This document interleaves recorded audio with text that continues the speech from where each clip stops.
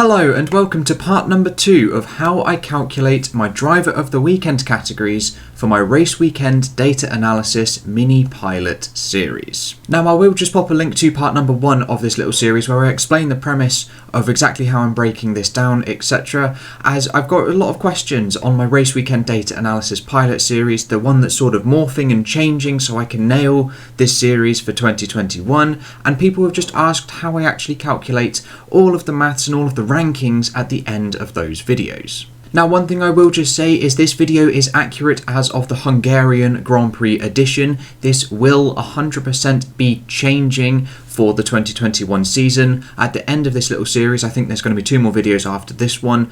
I will explain exactly what those changes are and how they affect the video. But without further ado and all of that yibba yabba out of the way, we will jump on into how do I calculate the Driver of the Weekend, part number 2. So we are still looking at your individual performances, the 13 main categories, and the first 6 we looked at in part 1 was your position difference from starting grid to the finishing position at the end of the race, your standard deviation of your positions per lap during the race, the position gain from lowest practice position to your highest practice position in the 3 sessions, the standard deviation of those 3 practice positions, and then the position gain from your lowest qualifying position to your highest in the 3 sessions, if you made it that far, and then the standard deviation of those positions as well. And so we are continuing with the second half of this individual performances category, and we start with your average FP1 position throughout the season, subtract your current FP1 position of the Grand Prix. And so what does this average FP1 position throughout the season subtract the FP1 position of the Grand Prix category actually look like? So if I pull up some data, this is the FP1 positions for 6 drivers: Hamilton, Bottas, Verstappen, Albon, Leclerc and Vettel in FP1 for Hungary. Now what I need to do is then also work out the average throughout the season so far. So I pull up the FP1 positions for Hamilton and Bottas in Austria, Styria and Hungary. I then calculate an average position from this as well. And then it is quite simply the average position of those 3 races, subtract the current FP1 position as well, and we end up with that Hungary number 1 on the right for Lewis Hamilton and 0 for Valtteri Bottas. These numbers are then ordered from largest down to smallest, so the person who has the largest positional gain from their average to the person who has lost the most positions from their average. There are joint ranks given to drivers with the same positional difference, and drivers who have not competed in the session will not receive a rank, and this will not affect them. And then once we've done all of this, we can pull up a mini table that looks something like this. The drivers are on the left, their positional difference, and then their rank accordingly once they've been ordered from largest to smallest on the right. And we can see that Leclerc and Vettel in Hungary were both 3 positions ahead of their average FP1 position, and they get a rank of 1, they share that rank. However, Verstappen and Albon were both 4 positions behind their average, and then they both receive a joint rank of 16 along with Carlos Sainz as well. And so that is category number 1 of today's video all done and dusted, and then we look at category number 2, your average FP2 position throughout the season, subtract your current FP2 position. It is a very, very samey category, and I can imagine you can already think what the next couple of categories are actually going to be. But let's just take a look and apply this category to the FP2 session instead. Pulling up the positions in FP2 for Hungary for the top 6 drivers, we see that Hamilton did not compete, nor did Albon, and then the Ferrari of Vettel was actually P1, as it was that rain-affected session. Now this is where practice can sort of skew the data and skew my Driver of the Weekend categories, as each overall category, there are 28 in total. We're currently looking at the individual performances. They each have the same weighting. And now we're having this category here in which not so many cars are actually running, and then we've got a confused mixed up order which is going to affect the results, has the same weighting as a normal session. Now that's not entirely fair, which is why I'm changing it for the 2021 season, but I'll get onto those in the next few videos. But doing the same, pulling up the FP2 positions this time for Austria, Styria and Hungary for the 2 Mercedes, and then working out the average of those 3, and then doing the average, subtract their current position. Now I have just realised that the Lewis Hamilton one does score a 4 in this screenshot, however this is an outdated screenshot. I have updated the code to make sure that people who do not compete in the sessions do not receive a rank. It's just a simple if that cell is blank, don't do anything kind of statement. So this is an outdated screenshot, don't worry, this doesn't come in to the actual calculations. But the same is applied here. The position difference to your average is then ranked from largest to the smallest. Joint ranks are given to the drivers with the same positional difference, and then drivers who do not compete in the session do not receive a rank, and this won't affect them. And we end up pulling up a table like this. We see that Lewis Hamilton and the rest of the drivers who do not compete do not receive a rank, and then we have drivers like Bottas who are the same on their average once again, but they have a rank across the whole field of P8, whereas Verstappen, Norris and also Sainz ended up losing a couple of positions and have been ranked accordingly. And then Sebastian Vettel and Romain Grosjean were both 6 positions higher than their average throughout the season so far, and they both have a joint rank of 1. And so with the second category of today's video done and dusted, we move on to the FP3 version of this instead. And once again, we can pull up the FP3 positions for the top 6 drivers. We can then pull up the FP3 positions for the 2 Mercedes across the 3 races as well, and work out their averages and do the averages subtract the current FP1 positions. Once again, we order this positional difference from largest to smallest. The joint ranks are given as well to those with the same positional difference. Drivers who do not compete in the session do not receive a rank, and this won't affect them later on. And then of course, we order them and we end up with a table that looks a little bit like this. Everybody competed in FP3, so every single driver has a rank. Now all of these categories are extremely similar. In fact, it's the same maths that goes into it, it's just slightly different numbers based on the session that is there, and exactly the same will be done to each of the 3 qualifying sessions, and then there is a small little change for the last category at the end. Now I'm sure you could have guessed this by now, category number 4 is the Q1 position throughout the season, subtract your current Q1 position of the Grand Prix. And so for this session, we pull up the Q1 positions for each driver in Hungary, accordingly for the top 6 drivers. We then see the 2 Mercedes positions throughout the first 3 Grand Prix. We work out an average for these drivers of those, like so, and then we do the average position, subtract their current position, and we see that for the average so far, both Mercedes had a doozy in Hungary qualifying as they were both behind their average so far. Once again, these averages are ordered from largest down to smallest, joint ranks are given, etc, etc, drivers who do not compete in the session do not receive a rank, etc, etc, the same board as last time, and we pull up the ranks for this session here.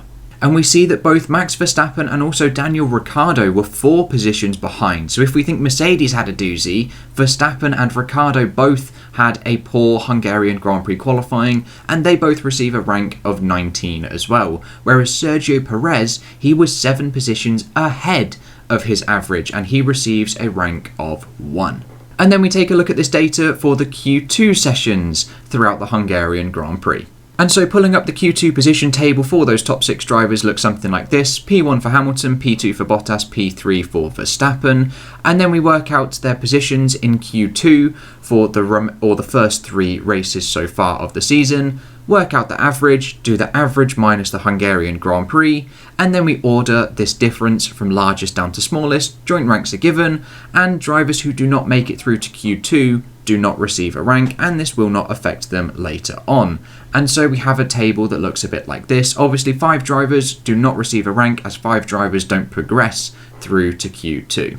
And we had Albon, who was 5 positions behind his average, receiving a rank of 15, compared to Charles Leclerc and Sebastian Vettel, who were 4 and 3 positions ahead respectively, receiving a rank of 1 and 2. And then penultimately for this video, and for the very samey categories, we look at the Q3 position throughout the season, subtract your current Q3 position. And so finally we pull up the Q3 position boards here for the top 6 drivers. Obviously Albon did not make it through, so he doesn't have a position. The Q3 positions for the first 3 races, or the races so far throughout the season, are added up here. The average is worked out, and then the average is subtract the current Grand Prix that is going on. Then these differences are ranked from largest to smallest, etc, etc. Joint ranks are given, and drivers who don't make it through to Q3 do not receive a rank. And then we can order the table that looks a bit like this. So Hamilton and Bottas were both equal to their average position in Hungary, so they both receive a rank of 5, whereas both Lance Stroll and Sebastian Vettel were 3 places ahead of their average with a rank of 1, whereas Max Verstappen was 3 places behind his average and receives a rank of 9. And there we go, there are all the very samey maths calculations all done and dusted for FP1, FP2, FP3, Q1, 2 and 3 as well. And then finally, for the individual performances category, we take a look at your average lap 1, 2, 3, 4, 5, 6, 7, etc., all throughout the season, minus your current lap 1, 2, 3, 4, 5, 6, etc., all the way to the end of the Grand Prix position. So again, it's a little bit similar to the previous categories, except we are looking at every single lap of the Grand Prix. So let's take a look at this whopping great big category. This requires a lot of number crunching for every single driver. So let's pull up Hamilton and Bottas's positions for the first 5 laps. Remember, this is applied to every single lap. I just can't include them all in the same slide, so I've got to shorten it down. So we see that Hamilton was running quite nicely, dropped down to P3 on lap number 4, whereas Valtteri Bottas was all over the place at the beginning of Hungary, as they had all of those crazy pit stops in the opening portions of the race. Now, like we did with the practice and the qualifying positions, I have averaged out their positions on lap 1, 2, 3, 4, etc. from Austria, Styria and also the Hungarian Grand Prix, and we end up with this table here. So Lewis Hamilton's average lap 1 position for the first 3 Grand Prix is P2, Bottas is P4, and that is then calculated all the way down for the remaining laps. Then the average position is subtracted by your current position here, and we end up with this difference to your average table here per lap.